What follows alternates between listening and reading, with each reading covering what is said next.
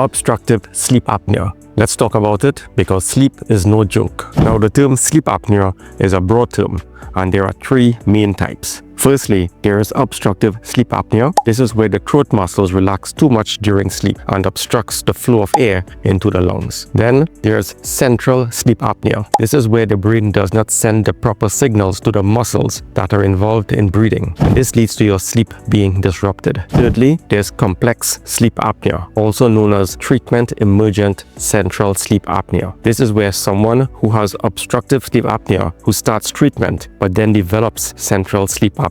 Now, in this video, I am going to focus on obstructive sleep apnea. But note, there is an overlap of symptoms between obstructive sleep apnea and central sleep apnea. So, what are the symptoms of obstructive sleep apnea? Firstly, loud snoring that may be reported by a spouse or even seen on a video from a camera that has been set up to specifically record you while you are sleeping. Additionally, it may be noticed that you stop breathing on multiple occasions during sleep, and then you choke, gasp, or snort before resuming breathing. Some people also report that their mouths are dry when they awaken. There may also be morning headaches and excessive sleepiness or fatigue or irritability during the day. Difficulty staying asleep can also be a symptom. So now you may be asking, what are the causes of sleep apnea? So recall, in obstructive sleep apnea, the muscles at the back of the throat become overly relaxed during sleep. This results in the airway becoming too narrow. Because of this, the level of oxygen in the blood falls and the level of carbon dioxide rises. So the brain will detect this elevated level of carbon dioxide in the blood, and you will be briefly awakened so that you can start breathing again. This period of reawakening is very brief and you are unlikely to remember it. It is during this brief period of reawakening that the person may snort, choke, or gasp before they resume breathing properly again. Now, a person may reawaken between 5 to 30 times per hour, and because of this, it is unlikely that they will achieve deep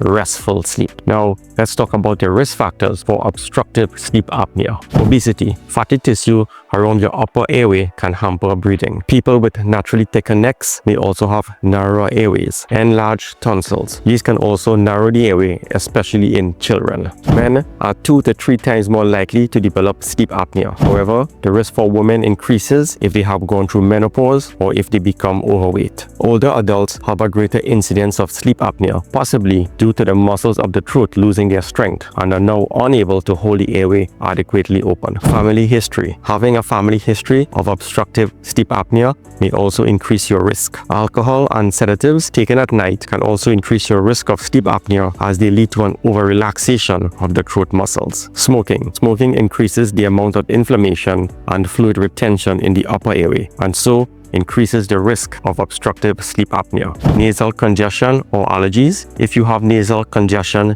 due to allergies or an anatomical problem, you are also at an increased risk. Additionally, there are also medical conditions that can increase your risk. Medical conditions that can increase your risk are congestive heart failure, high blood pressure, also known as hypertension, type 2 diabetes, polycystic ovarian syndrome, having a previous stroke, and asthma. If you are trying to treat your sleep apnea, you also need to manage your medical conditions. So, what are the complications of obstructive sleep apnea? Or what can it lead to? Daytime fatigue. Without proper sleep, you will feel tired, sleepy, and irritable. You will find it difficult to even deal with the minor problems or inconveniences of the day. High blood pressure and heart disease. The drops in blood oxygenation that occur due to the narrowing of the airway increases blood pressure. Obstructive sleep apnea can also increase the possibility of recurrent heart attacks, irregular heart rhythms, and stroke. Note that an irregular heartbeat can lead to sudden death. The chances of developing type 2 diabetes also increases with obstructive sleep apnea.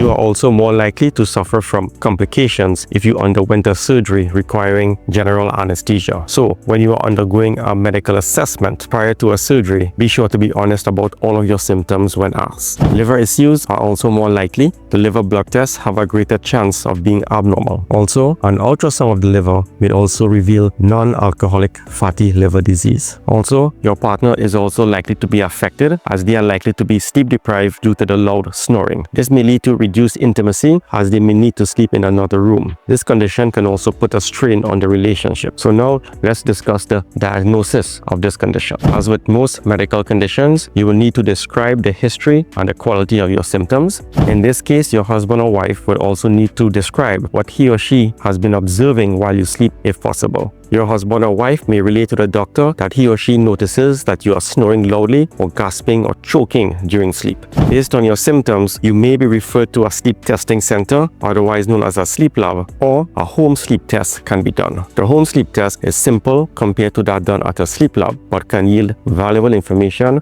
and help to arrive at a diagnosis. In a home sleep test, you wear a small device which records data such as pulse rate and blood oxygenation while you are asleep. The result of your sleep test will then determine the next course of action. So now let's talk about treatment. In terms of treatment, there's lifestyle changes, oral devices, and airway pressure devices, and finally surgery. Lifestyle changes only are recommended for mild cases of sleep apnea. These changes involve losing weight, quitting smoking, treating allergies, and changing your sleeping position. Now, in terms of sleeping position, some people can benefit from a wedge pillow, whilst others can use a side sleeping pillow. As you can see here, the side sleeping pillow keeps you on your side and prevents you from rolling onto your back.